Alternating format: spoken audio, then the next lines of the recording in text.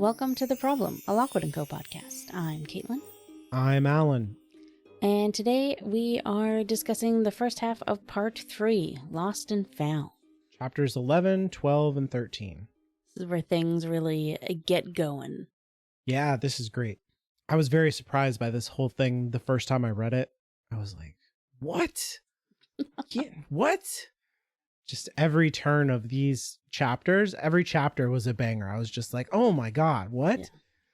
That is true. Every chapter is a banger here. In Chapter 11, Skull is abducted and Lucy tracks down a lead. All of these little chapter summaries are definitely written like it's a, detective story. It feels so hard-boiled to me. Yes, I was trying to avoid saying that word because I feel like that's your word. Yeah. I always want to say noir, but I know like the pedant in me knows that noir is a film thing and that there are no noir books. There are only hard-boiled books. Language is kind of a fluid thing that evolves over time.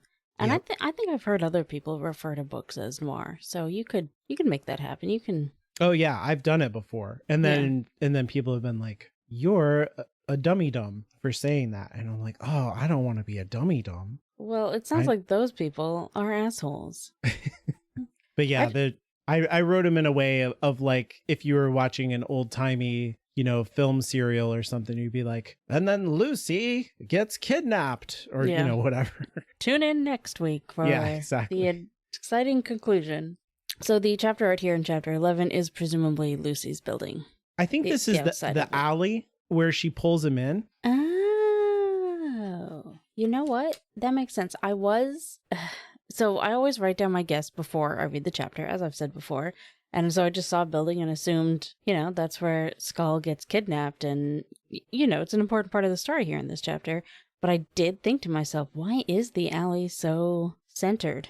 Mm-hmm, mm-hmm. And then by the time I got to that part in the chapter, I just didn't think about it, think to come back to it. But yeah, no, that makes much more sense. Yeah, there's like some trash there and stuff, which I think she says. And then they talk about it being trash day, right? So I was like, oh, maybe that's why they did the alley. Oh, right. That's right. I forgot about that. Yeah, I'm sure her apartment looks something like this. It's just my guess. To be fair, I did think that this actually kind of looked a little too nice to be her. Oh, yeah.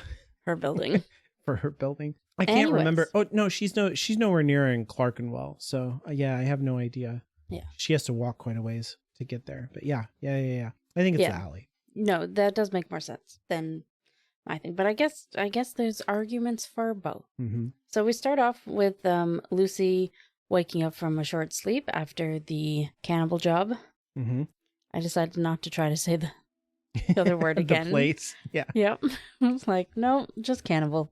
She's in a pretty good mood. She's like amped up, but she's also I relate to this the way that she feels, where it's like she feels good, but then she feels like more keenly lonely, or like, I don't know if that's quite the right word, but she just feels like her aloneness more keenly because she's not with her friends. Yeah, which makes absolute sense because she's done so many jobs with those people and then had that morning after together. And I think this is the first time she's done a job with them where she doesn't get to decompress from it with them. Yeah. So, yeah, it makes total sense that she'd be like, we did a good job. Good things will come from this. Why do I feel this way? Like trying to convince herself that everything's good. This is what you wanted. That's perfect. Yeah, I think that's exactly what's happening here. She just doesn't quite get to the why do I feel this way. She's just like, but that's what it is. She's like, what is wrong with me? Yeah. It says so much of it was good, yet my room and bed seemed bleaker on that sunny spring morning than on any rain-lashed afternoon. Yeah. Although that, I understand, that's just every day for me. When the sun's out. When the sun's out, I'm like, ugh. Although, to be fair, I have decided, on behalf of the weather, that today is the last summer day. Oh, good. And it's going to listen to me. Yeah, I vote yes to that. I'm with you. I understand that it's the beginning of September, and summer does technically last until the end of it, but I'm not about that life. I think your heat wave is headed my way. Oh, I'm so sorry. Yeah. It has sucked. Not but today is like significantly cooler than the last couple days. and tomorrow and like the following week is going to be even cooler, and we might get rain. Oh, we need it so bad. And that's not just me. Like, when you live in a rainforest and you have those 2 months without rain, you need the rain. Yeah. Just don't need mudslides or fires. This is like your only understanding of where I live is all the natural disasters I've told you about. That's the only time it comes up. Yeah. Is high prices for places to live, yep. mudslides, and fires. Lucy here talks about, like you were saying, she goes over in her mind, is like, everything is not so great. What's going on? And it had been so good to work alongside the team again, even Holly, which is fun. So, and then she like kind of reviews the information that she had been hearing from George after Lockwood and Holly left, that it was painful to hear that she left to make Lockwood safer, but then George is like, nah, he is more reckless than ever. And like, did she do the right thing? She's kind of questioning everything.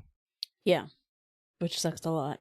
But then she eventually just gets up because no use just lying in bed, and Skull immediately begins damage control, which I love because obviously Skull doesn't want her to go back to Lockwood and Co. and definitely thinks that working with them once will lead to that. And so he's just immediately like, I helped so much. We make such a good team. We should form our own agency, which is like literally what they've already done. Yeah. But I guess you can't point that out to Lucy. So here's my question. What do you think?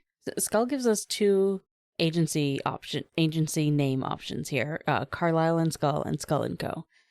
Which do you prefer, or do you have another one in mind that you think would be the best name for Lucy and Skull's agency? I mean, Skull and Co. is the best one. It's unusable because it doesn't make any sense to people outside of, like, that would be alarming, I feel like, to her clients to be like, yeah, I have a ghost that works with me. That wouldn't go over. But it is the best name, I think, out of those two. I really like Carlyle and Skull because then you could lure people in with, Carlyle, and then they come in and be like, who's Skull? Assuming that it's a last name. And then she can be... Oh, yeah. And then she could have the moment that you can just tell she's been waiting for, where she reaches down beside her. I picture her sitting at like a large desk, and she reaches down beside her and lifts up this skull in a jar and is like, my partner. Clunks it on the table. Yeah, clunk. And then they have like a, ugh. And then she's like, but we are the best, so. That's pretty fun. Yeah. Yeah, a lot of this stuff in like this part especially reminds me of the book I already mentioned in another podcast, The Maltese Falcon, which has the famous detective Sam Spade. And then in that book, like it's the first book of a series, he has a partner named Miles Archer. So it's like Spade and Archer is the detective agency, I guess. And then after that book, it's just Spade because Archer dies. But spoilers for the Maltese Falcon. Is there a movie? I feel like I've seen a movie. For sure, there's multiple movies. Yeah. Okay. It's heavily adapted. It's been a long time for me. Yeah. Detective stuff is, like, mysteries in general, is my mom's genre of choice. Yeah. I'm not into mysteries so much, but my wife is. So yeah, it's the same. I'm like secondhand familiar with this stuff. I was forced to watch a lot of it as a child, so I don't gravitate towards it just because I have like, not because I don't like it, but because I have memories of being forced to watch it. But for context with my family and mysteries, one year we all went to the newer Poirot film with Kenneth Branagh in it as Poirot. I love those movies. I think those are great. The first one, the Orient Express. Yeah. We get out of it, and I was at the front of the pack of like 5 of us or whatever, and I turned around, and my mom and my aunt are just shaking their heads. And they're like, no, that was not Poirot. No? They It's such a fun take on Poirot. I don't know. I love it. I enjoyed it. I thought it was fine. Like, whatever. But as much as you could never convince my mom that she is a nerd, she is such a nerd. Yeah, Like, yeah. Just about things that are more acceptable, I guess. I don't know. And Agatha Christie, she's very... She likes the A&E adaptations with... Yeah, that's what I was thinking. I can't face? remember that guy's name. He's so famous for that, for being Poirot. Those are... She's like, those are just how it is. Yeah. And anything that tries to do something different is just wrong. He's amazing. Yeah. So it's very important in my family. I don't know. I like the Brando movies. Anyway, so Lucy ignores Skull, and then just sort of gets showered and dressed and goes out to get some food from takeout. And once again, she says, "Obviously, I should have cooked something, but I didn't have the energy. It was the same old story." And that is like the end of a paragraph. Yeah. And then in my book, there's like a little space there, so I just wrote depression. It's true. Yeah, it's hard to cook for yourself when you're feeling that. And takeout is like so nice and yeah, just has everything that you need to feel comfortable and sleepy again. Yeah. And she has like her comfort food place, you know? Yeah. Yeah. So makes sense. She comes back and the door has been kicked in and she's just stands there looking at the broken lock. I see this really clearly in my mind. Mm-hmm. Have you ever been robbed? Have you ever had this feeling? No. No? You ever had like your car broken into or anything like that, or mugged or anything? No. Yeah, it sucks. I've had all of that. So it feels like this. There's like shock when you're like, that's not how my car is supposed to look. Or that, I know I parked my car there and there wasn't all this glass when I parked it there. That's weird. Where'd my car go? Or like, yeah, the kicked in door kind of thing. It's scary. Interesting. Okay, this is a bit of a story, but relatively recently, I think in April, I was incredibly sick. Like I probably had COVID, but we didn't have any tests, and my sister only got me some like 5 days in, and I was like, there is no point in testing now.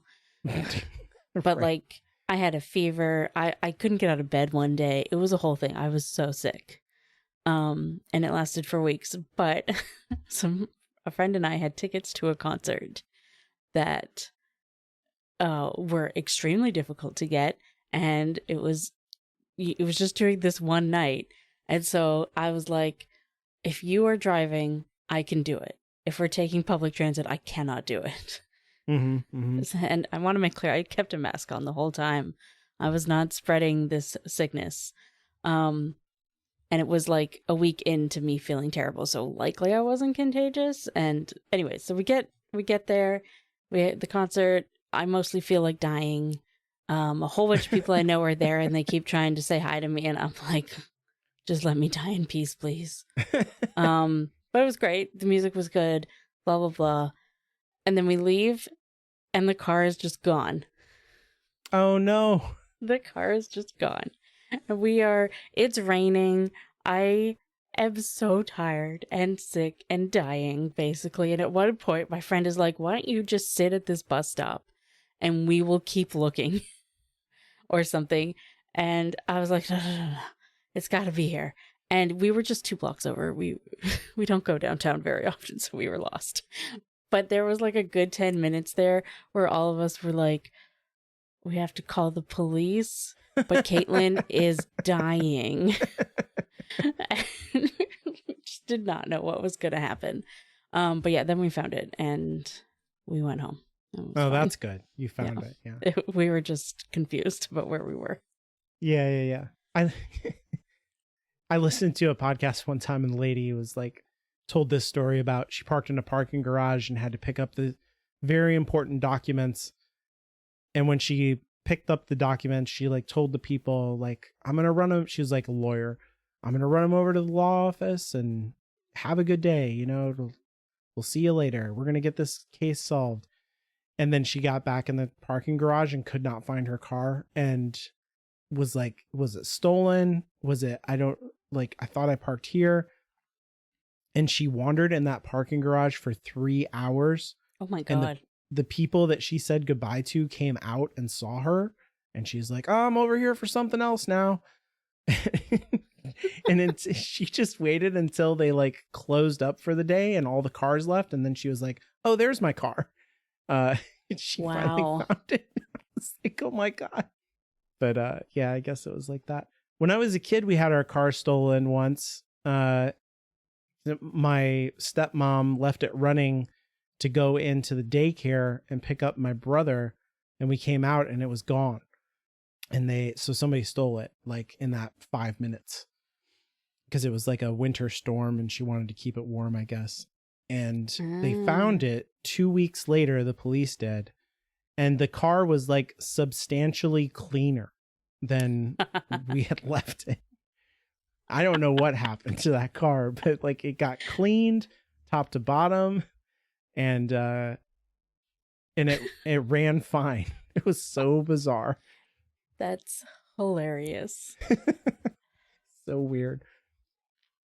Yeah, but I've been around for several carjackings. I've been mugged many times. I've had apartments that have been robbed. So like I'm pretty familiar with this feeling that she's going through. I think I go like in general in life, I think I go very unnoticed. Right, which like sucks when people walk into you. But is great when things like that just don't happen.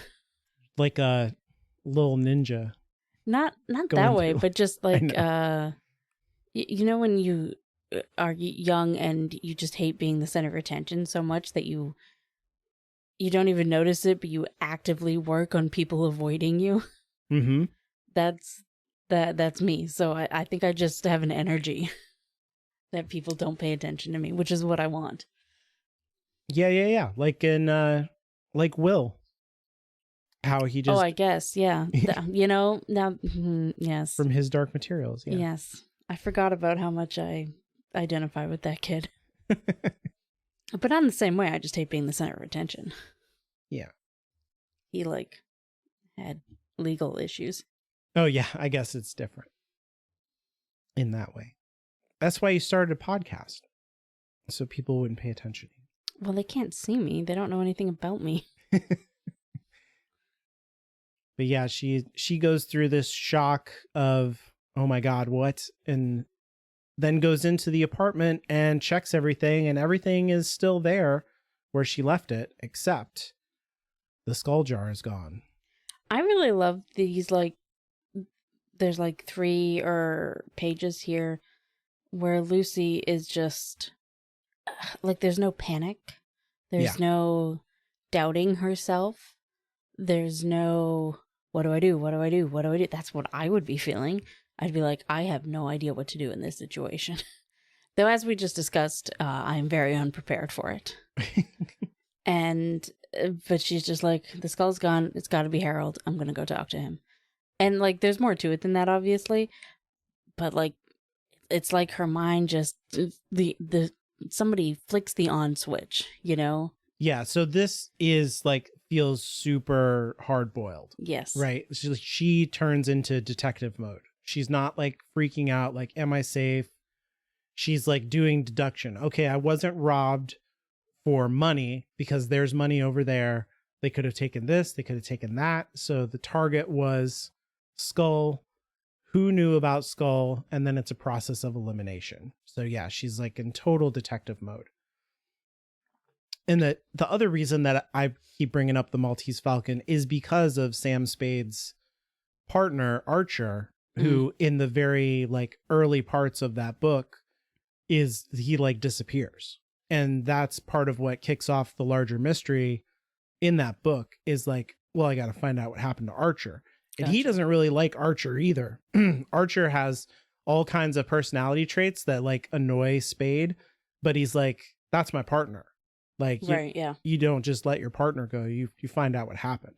And so Very, there's like, very Lucy and Skull. exactly. Like this feels like very of the same note. So yeah, as I said, she goes to talk to Harold Mailer, who we know saw the skull in her backpack, and we're like, before this incident, we were 90% sure something happened with the mummified skull that Lucy dropped off there. Mm-hmm. And now she's just like, yeah, it's gotta be him. Doesn't doubt it for a second. Yeah. It's not really explicit what she's doing. Like, she doesn't ever tell you, like, it was this guy and I'm going to go track him down. She just starts to, like, Stroud lets you, like, figure it out. What exactly she's doing. She goes down to the furnaces and then she sits down and watches everybody go to lunch. Mm-hmm. And she's, like, on a very detective stakeout waiting for this guy. And you're like, oh, I see what she's doing. And I love it because you, like, really feel, it's like you said, she's not panicking. You feel like what a competent detective she is. Yes. She's just tracking this dude down. And this more than almost anything else feels so different from book 1 Lucy. Yeah. You know, but not different in a bad way, like Stroud is righting her wrong or whatever. But this makes sense for what's happened and where she's been and how we've gotten here. Yeah, she's earned this. This is evolution. Yeah. Yeah. Yeah, it's pretty good. There was like a weird setup to a running joke that happens where she like gets dressed and she's like, this coat smells bad, but who cares? No one will ever notice. Oh, right. And then she goes off on her stakeout.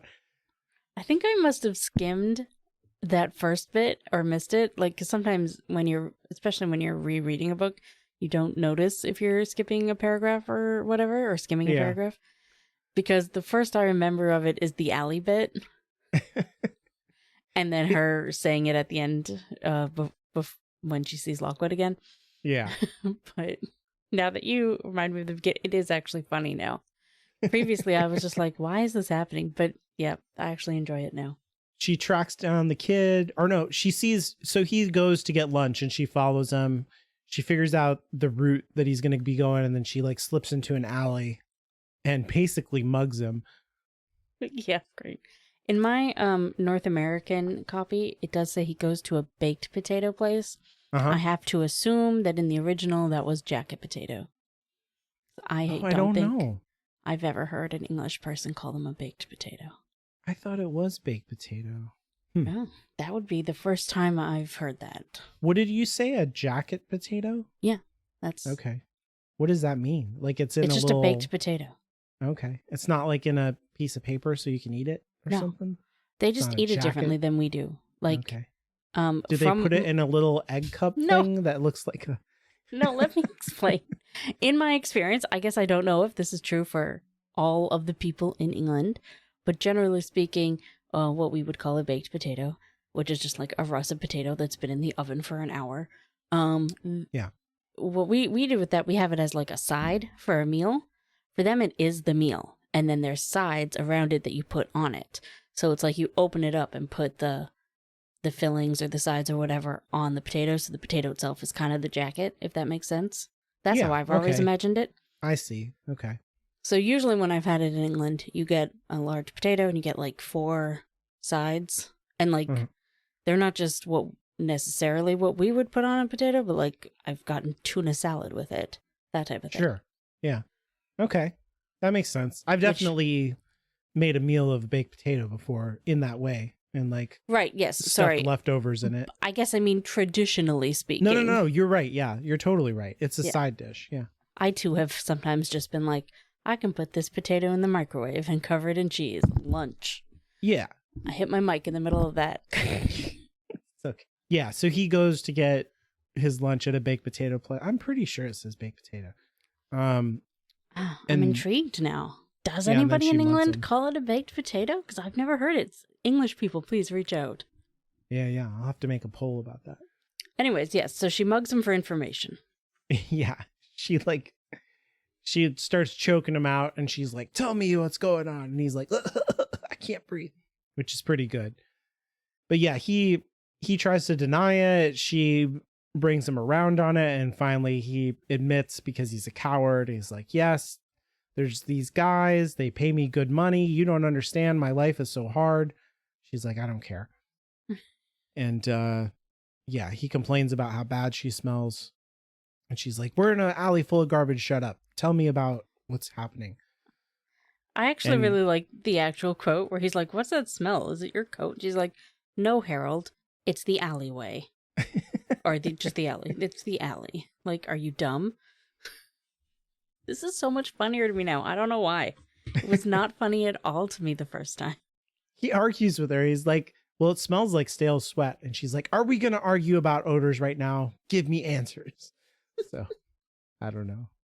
I feel like this wouldn't make it into the show, but it is fun. I just like, no, Harold, it's the alley. Anyways, moving on. Sorry to stay on that joke. Anyway, so yeah, he tells her about the people that he's been selling the relics to, but he doesn't actually know who they are or what they look like. He doesn't know anything. He doesn't know anything. And then eventually he's like, they're going to talk to me later today. Meet me there and, oh, you know, you can see who they are yourself. And Lucy's like, that sounds like a bad plan, but okay. Yeah, what choice does she have? Yeah. We do get a little bit of a timeline here because he says that the men made contact with him 3 months ago, which is around the time that the previous book ended. And so this operation of collecting the sources seems like a direct response to Aikmere closing down. Right. Yes. And so he wasn't part of any kind of, you know, like black market smuggling before that. So whoever this is like related to that whole thing, probably. I think that's like just conjecture at this point. True. Like, yeah. We have the timeline. I don't know. I think saying that they're definitely related to what we saw last time right now, where we pick up on that because we know what happens. Yeah, I guess that's what I mean. Is like it's a clue to say that. Yes. Well, it was 3 months ago. Like, why include that? The answer is because we're establishing a timeline. But Harold doesn't know that. Like, that's not why he's saying it. It could also be like that's when they ramped up. Like, I can see where maybe there was one or two dirty. Mm-hmm. I hope you saw the face I made at myself after that word choice. Furnace guys. Furnace guys, but now it's like all of them. Yeah, I think it's most of them. It's got to be. Yeah, he does explain how the whole operation works, which we've talked about before and all that. Yeah, and he's like, meet me at the church, and that's where I'll tell you everything, or you can see the guys yourself, or whatever. Mm-hmm. So she just has to wait and figure that out. I love that she doesn't just let that happen. She goes and like cases the place and all that. But that's in the next chapter, which we can start right now. Yeah. So in chapter 12, Lucy is lured into an ambush, unfortunately. And the chapter art is the meeting place that they said, the bench, and with a perfectly healthy Harold Mailer sitting on it. Just relaxing. Yeah. Yeah, I looked up this place in that she goes to, St. James Church in Clerkenwell, and it has this area with the bench and the trees and like an open place where I guess parishioners would, like hang out and relax. It's kind of like the church takes up most of the whole block, and which she talks about. And like, when I was looking at this and I kept flipping back between the Google Maps, like overhead view, I'd be like, oh yeah, now she's running into the Priory house. And like, so it's clear to me that like either Stroud went there or like he looked at it on Google Maps or something and was like figuring out how it would all play out. That's fun. But it's neat that it's like a real thing. I don't know, it's neat to me. Mm-hmm. So the chapter basically opens with Lucy sort of quickly going through her options. Like, she could go to DPRAC with this information, that type of thing. But then she's like, no. And instead she goes to case the meeting point. Yeah. it feels, again, this feels very like detective novel for her to be like, I can't go to the cops because I'm doing illegal contraband stuff myself. Like, I need to get the skull back. That's my priority. I And, wrote when she starts talking about the skull, I wrote down, "Aw, best friends." I think it's like a similar thing actually in the Maltese Falcon where they're like, should you go to the cops and tell them that your partner is missing? And he's like, nah, that'll make things worse. Because like, who knows why it could take down the detective agency. Who knows why he's missing? Like maybe he's wrapped up in something dirty. So you got to do it by yourself, which makes for a better story. That's the real reason all of this is happening. Yes, but I do think it is much more, or it's very well set up in this world that the agents, or at least the smart agents, don't trust Deeprak, and Deeprak doesn't really trust them, and the kids are very much in a we're on our own setting. That's more about adults than it is about Deeprak, though, I suppose. Like, they're very much set up to think that adults are useless, as we've said multiple times. Yeah. I mean, Deeprak is pretty useless. And Lucy knows that. In the chapter, like the very beginning of it and stuff, there's this like great passage. I won't read the whole thing, but this great passage about darkness. Yes. And it's like really evocative and well written. And it's like one of those things. I always try to point this out when it's like one of the most underlined things that like thousands of people have underlined it, where it talks about like, you know, the shadows are with us. They congregate in doorways and porches and under bridges and beneath the brims of gentlemen's hats. So you can't see their eyes. The darkness is in our mouths and our ears. So it's just like the world is like seedy and like, you know, gross on some level. Very noir. Yeah, very noir. But yeah, she talks about like the darkness influences us and stains us deeply. So it's like you said, like Deeprak is not trustworthy, even though they're the authority in the world and all that stuff. Like you have to take care of yourself in this dark teenage world. Yeah. But also, I just think in comparison with a lot of other books where the young people don't go to the adults, that has been set up very well in this story, that there is no point in going to the adults. Yeah, it's not about pride or something like that. It's like literally a good choice. Or just we ignore that option for the story to happen. Yeah, or like my parents are dead, which is like the most common one. I mean, it works because it's common because it works. Yeah, it's very simple and clean. So she gets there, she cases the place, and then she starts waiting, right? In a cafe, I think?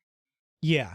I love that she cases it, that she's thinking about what she's learned from Lockwood about setting up your exit strategy before you go in there. Like, she's so smart here. Yeah, and she specifically says she's kind of treating it like a case and not like a meeting or whatever, yeah. Yeah.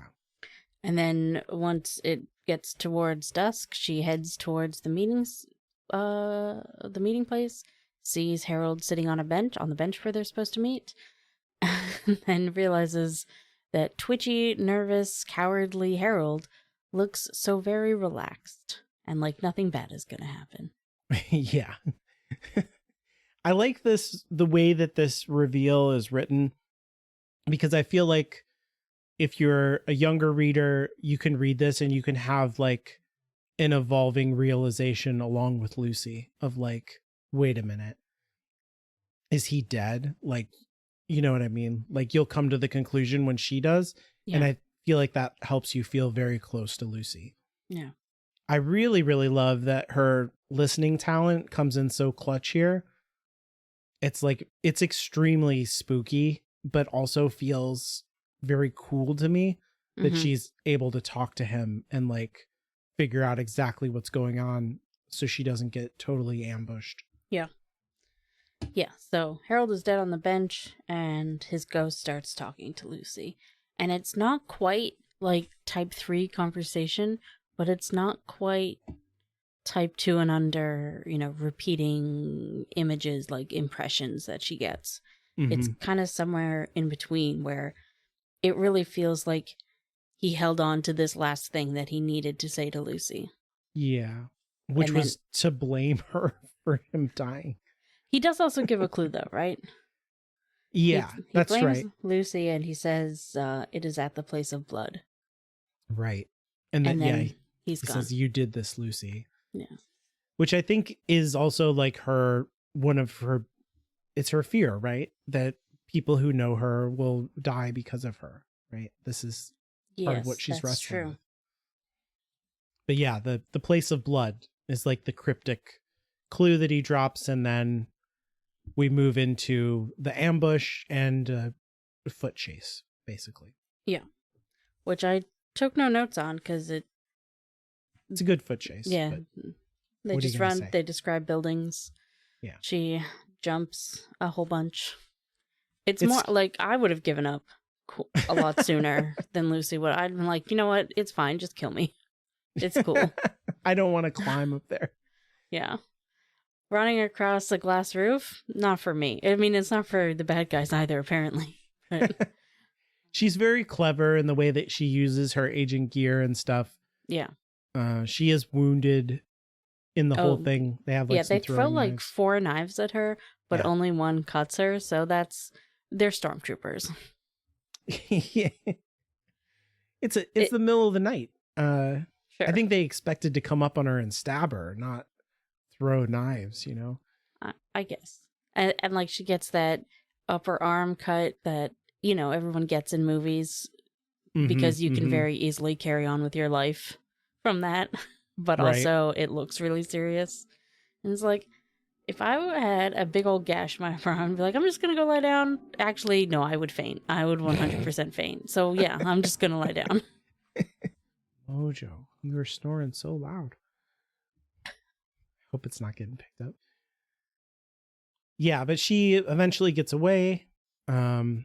She's real brutal with the guys, which I love, where she's like thinking about them and being like, I hope he died, or I hope he got cut on the glass, or whatever. I like that though, because she realizes that if they're not going to fool around, she can't either. No, yeah, it's good. It's just like, damn, Lucy is a badass. Yeah. Yeah, this whole chapter is basically Lucy is a badass. Yeah. And then, yeah, after she gets away and out of this sort of like maze that she led them through, but like not really, you know, it was just the stuff that was already there.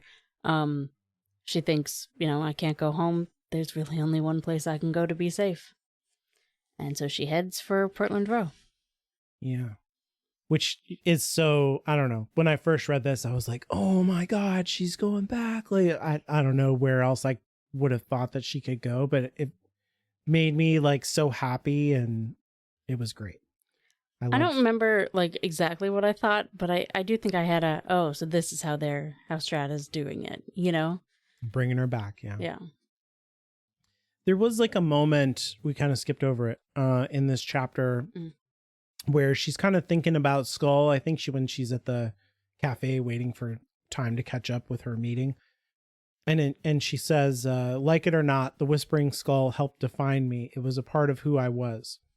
So like we've been talking about that yes for the whole time, but it also like brings up this idea, I think that's really important in this book, that like I think so often, and maybe this is more true in America, I don't know, we're taught as kids that like you are you, and like you have some kind of thing inside of you that is like authentically, specially you, and you have to figure that out and be true to that, and like individualism, you know.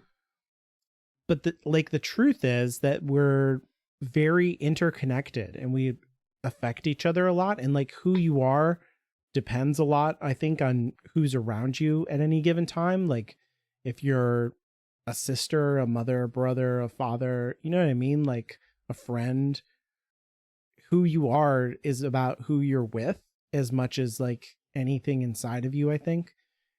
And that a big part of this book is that for Lucy, it's that journey of like, she's needs those other people in Lockwood and Co. to be who she is. And I feel like this is bringing up that theme of like the Whispering, because when she thinks of Skull, it's not best friends. She's like, the Skull is like pretty annoying and, you know, like I'm not a good person, but she's like, it is a part of me. Like she realizes that that's true and that she needs him back. And the journey to get him back, I think, is like the way, like you said, how Stroud brings her together with the other people who complete her and make her who she is. Right. Yeah, that makes, yeah. I like that, actually, that in realizing that Skull is a part of who she is, and the journey to get him back, it brings back all of the people who are a part of who she is. Yeah, and she's completing them too. Like they're not whole without her, I feel like. George isn't quite right. Yeah. Yeah. Lockwood's a mess, so. I do wonder about Holly. Not that I don't think she's included in that, but we never really get a lot of how Lucy's absence affected her. Yeah. Well, she's still, the place where Lucy sits, she's still cleaning up crumbs. There's just no crumbs there while everybody else is eating. So she really misses that. Oh, I see. For a second, I thought you were trying to say something there. No. Then I was like, oh no, you're just being Alan. Gotcha. Yeah. Being dumb. Okay, chapter 13. Lucy hires Lockwood and Co. to investigate Skull's abduction. Hires is an interesting word because Lockwood is like, no, you don't need to pay us. I guess that's true. And hires for the price of free. Yeah, I feel in that moment like the camera pans to George with a look on his face, you know? That's true. That's true. The chapter art is the thinking cloth with first aid supplies on it. Yep. It's great. And which waffles. must have been, I think the first time I read this book, I listened to the audiobook, so I wouldn't have seen the chapter art. But if you're reading the book for the first time, that must be great to see. Yeah, it's the thinking cloth. Yeah, for sure. So we get a bit of Lucy running through London. She takes a long circuitous route to make sure that nobody's following her and that, so that nobody knows where she's going to go. But eventually she gets to Portland Row. We get, we get the sign again, which I don't think has been printed in the book since book 1. Yeah. So that's kind of nice. It's like a return. Mm-hmm. I mean, it is a return. You know what I'm saying? Yeah, no, it's definitely a part of the whole experience, I feel like. Yeah. When she gets there, you're like, oh, yeah. So, yeah, I really like that. So she rings this clapper thing. And we have this quick aside about how George says that ancient Greeks used to send evil spirits packing with metal rattles and tambourines. Mm-hmm. And how he thinks maybe the noise, especially including metal in the noise, scares away ghosts. And I think in the books, this is the second mention we've had of ancient Greeks and ghosts. Mm-hmm. And I don't know. I find that interesting because maybe they had their own problem. Yeah. You're talking about the Pliny thing. Yeah, Pliny. That's what it was. I was coming up with Ptolemy, and I was like, that's not right. Yeah, but one of those words that starts with a P for no reason. It's a Greek guy for sure. Yeah, they're both Greek, so you were there. And Pliny, you absolutely pronounced the P. What am I talking about? Anyways, he's Linny to his friends. Oh, of course. Yeah. I don't know about that. Did you know that? Well, anyway, you can keep going. Oh no! There's absolutely nothing in these books that say that, but it just sort of got me thinking about how this absolutely could have happened before. Yeah, but I think long enough ago that there wouldn't be specific records other than you can do this to scare away ghosts, that type of thing. I think it's definitely trying to hook into that to be I think it wants that urban fantasy kind of feeling that the world is more supernatural than our modern sensibilities want to admit, and that these things are not new. They're just repressed somehow in our society. Except that what I love about these books, because I don't really like urban fantasy very much, because it tends to have this weird conceit that all of that supernatural stuff is somehow behind a secret veil, right? And the characters are on the inside of the secret, but the secret must be maintained so the setting is not broken. But in this case, the problem makes it so that society has been reshaped. So right, I see what you're saying. Most urban fantasy I read are just alternate universe where everyone knows about it. I much prefer that kind of thing. Yeah. I feel like there was a long stint in the late 90s, early 2000s where it was like every urban fantasy was like, we're all elves actually, but we don't tell anyone. It's like, why? This is stupid. Not to always blame one thing, but that sounds very Harry Potter inspired. Yeah, I mean, it was like it was like Anne Rice, it was like Dresden, like they're all like this. I don't know. Oh, I didn't know that about Dresden. I thought that was just alternate universe. Well, like, Yeah. it's obviously it's alternate universe, but you know what I'm saying. Yeah. But I don't know. You've heard me rant about how much Harry Potter changed publishing before, so let's not get into it. Yeah, but I noticed the thing that you're just talking about with the Greek stuff too. Yeah, I like those details. It's good. I guess what it does is it makes you feel like it's more real. Yeah. To think this all could have happened before, that type of thing. Anyways, she rings the bell. Lockwood comes to the door. It's a big sort of moment where she's like, maybe it's George, but it wasn't George. It's Lockwood. And, oh, this is where she thinks to herself, oh, and my jacket smells bad or something, right? Yeah. She's worried about it suddenly. Like, oh no. It's after he comes out, right? Yeah. And she's just like, I hadn't slept. I've been all these things. I've been cut by a knife. I've walked halfway across London. I hadn't eaten since who knows. My leggings were torn. And oh yeah, my coat stank. Poor girl. Yeah. And it's like a very clear kind of structural inversion of the earlier meeting where Lockwood came calling. And, unannounced. Lucy is still looking the worst, though. And she's the one who still looks worse. Yeah. So, poor kid. I feel bad for her. But Lockwood is, like, lovely about it. He's just like, what happened? Yeah. You're shaking. Come in. Make you tea. Yeah. Everything's going to be okay. You're safe. Yeah, exactly. And she's immediately brought into the kitchen, which, as we know, is, like, the safe zone. Yeah. Lockwood discovers the cut on her arm and is like, what the heck? And is also immediately like, you don't have to worry anymore. You're safe here. And that's nice. Yeah, he's even like, I'll get you some tea. She's like, no, I'll make it myself. He's like, you are not doing anything. What are you talking about? Like, you're wounded? No. I'm going to take care of you. It's very nice. So she sits down and he goes to get George, who comes in, pale-faced, pajamas flapping, bustling over with a first aid kit under his arm. I can only imagine that Lockwood burst into his room and was like, Lucy's here and she's bleeding. And George was like, what is happening? Anyways, so Lucy tells them what happened. Yeah, after they wrap her up like a mummy, she says. Just that one part of her arm, though, not like head to toe.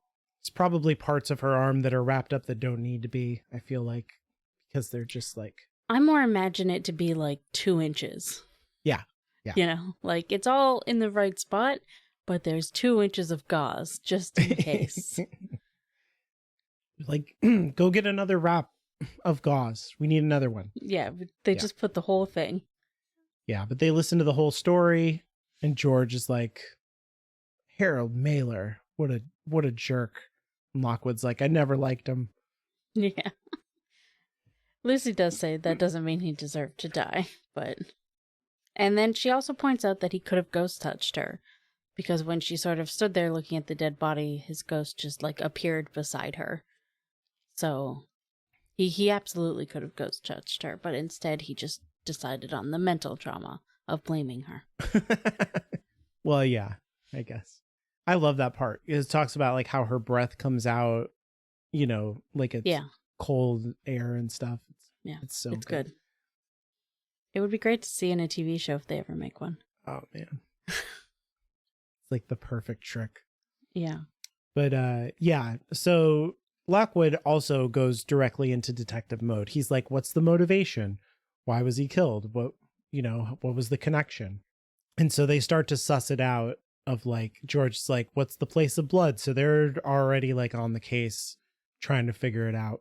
And at one point, I think also Lockwood says, obviously you can't go home now. They know where you live.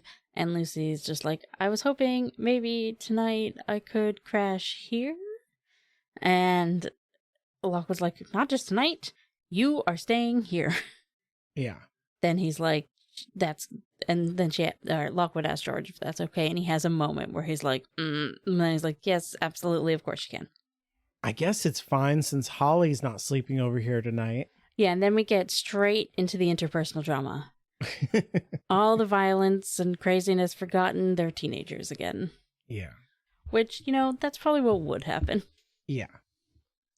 Yeah, because, I mean, she's still, it shouldn't be that everything is fixed, right? She's still her. There's still work to do on this whole thing. I do love that it says a warm feeling filled me. It was made of tea and biscuits and sudden gratitude. Yeah. And then George immediately kills that by saying, it'll make a nice change from Holly staying over. And then, like, she never learns where Holly stays when she stays over. And I don't know that we do. Is that ever addressed again? I don't know. She stays in Lockwood's room. Oh, of course. I don't know. They talk about the orange juice thing, which I think is very funny. This, like, bad boyfriend memory, I feel like, where it's like, there's a thing with you and orange juice. You like it, right? And it's like, no, I don't like it. But like, thing. He also seems to forget what type of orange juice he himself likes, because then he's like, oh yeah, it's me that likes it. Yeah, exactly. That's what I mean. That's bad boyfriend, because it's like, oh, I like this thing and you hate it, and I remember that that's a thing, but I don't remember what the thing is. But yeah, he's like, you can pretend you're a blue whale, and then he's like swishing the orange juice in and out of his teeth, or like, it's very. I don't think he actually does it. He just talks about it. No, he just talks about it. It's cute, great. Though. But I really do love that he added on the bit where he seems surprised that it was him who likes it. Because it's not just that he forgot about her. It was just that he remembered something about orange juice. Anyways, so they talk about the black market a bit, and Lucy brings up what she knows from Flo. And then they all are pretty much in agreement that the Winkmans have got to be involved. And so, which makes it extra dangerous for them since the Winkmans already have it out for them. And they know all their faces. And they know all their faces and blah, blah, blah. But eventually, they're like, we could tell Deepak. And then eventually they're like, no, we're not going to do that. We're not going to do that. For the same reasons, yeah. Lockwood wants the credit. I mean, it's classic. They just fall back into their whole thing. But and Lucy's like, I want to find Skull. Yeah. And George, so George says that first. I know exactly what you want. You want Skull. And she's like, yep, although I do like her, I don't exactly miss it. I mean, it's not like I need to talk to it or anything. But yes, I want it back. It's important to me. And I know she never thinks it to herself, but I do think that part of it is because they're friends. Oh, yeah. By the end of the book, she can admit it to herself. Yeah. And like, yeah, he says he doesn't always come at things from the most pleasant or in the most pleasant of ways. But when push comes to shove, he's helped her out of a lot of scraps. He kept her company while she was alone. I don't know. I don't think she could have done it without Skull. And that's definitely how she feels too. Yeah. That it gives her an edge, but also I think she's not acknowledging like how much lonelier she would be without him. Yes. And obviously we're not talking about how Skull makes her more powerful because we don't think Lucy knows that. No. But I do think that's maybe it's part of it subconsciously. Mm-hmm. Who knows? Yeah, and so then when they get done talking about that, Lockwood is like, how many cases do we have, George? And George is like, I don't know. We're going to have to ask Holly. We got a couple going on, I guess. We need to get some sleep. He specifically mentions that somebody's coming from out of town in the morning. Right. Which ends up being important. Yeah. And Lockwood's like, well, we could look into this for you. You know, if you want, if you'd like to hire us. You could see the lights behind Lockwood's eyes. Like, that one job didn't do it, but this'll do it. I'm getting her back, man. Yeah. I'm reeling her in. Yeah. Yeah. It's, I like the symmetry of it, that they hired her and she's hiring them. It's good. It's really good. And I hope that they're all eating waffles during this whole conversation. Oh, of course. Yeah. Yeah. So she's like, yes, I would like that. And she thanks them, which feels sweet to me. And then she's like, if we're talking about payment, Lockwood raised a hand. We're not. That's settled. Now go to bed. Yeah. So. And that's the end of the chapter. Lockwood and Co. reunited, at least temporarily. Yeah, so there's a lot of jokes in this whole thing. You'd have a favorite joke? It was not, while I was reading it, I honestly didn't even pick up on that stupid jacket joke, but once you pointed it out to me, I love it. And the thing is, I think you brought it up because you didn't like it. No. I definitely was like, here's a running joke through the whole thing. Although Lockwood in the orange juice and him like immediately reverting to being 8 years old. That's pretty good too, but I think I gotta go with the jacket. It's like in all 3 chapters, you know? It's so great how I don't know. Yeah, I like it. It's a 3-beat for sure. It ties them together. Yeah, I think her in the alleyway, the way that it breaks the tension, I actually really enjoy. Yeah. She's roughed that kid up, and then he's like, do you smell bad? Is that me? Is that you? What's going on? She's like, no, Harold, it's the alley. I just love the use of the name, because like they never call him a short form of Harold or anything like that, but it sounds like she chose to use his whole name there, you know? Yeah, in a mother voice, yeah. Yeah. I don't know about punk rock, though. I mean, if we didn't already have 3 books of how useless the adults were, like deciding Deepak was useless and that they were going to do this on their own. That's true. Because that's a little F the police, you know? For sure, yeah. I mean, she was literally robbed. Her apartment was broken into, and she's like, gotta solve this problem on my own, can't trust the cops. Yeah, but it also just sort of feels par for the course at this point, so I don't know if it feels punk rock anymore, you know? Yeah, but it is. I mean, it's like, you're right. It's literally. Yeah. Yeah. Yeah, good. I don't know, messing up those guys too. She mugs a guy for information and like, yeah, she's such a badass. And then the way she that blows a guy up and took out that guy on the class roof was pretty good. she jumped out that window, turned around, chucked a bomb right in the guy's face as he's trying to come out, and then later blew up the other one through the that's crazy. Don't mess with Lucy Carlyle. She'll blow you up. Oh yeah, for real. Her fire. Her she's throwing dynamite at people. She was just like, I've thought about this for so long. Oh, Lucy. So yeah, that's my Lucy blowing shit up again. We've missed it. I feel like it didn't happen at all in book 3. Yeah, I don't think it does. That's true. Yeah. Because she's all about like not using the tools and stuff. Yeah. So.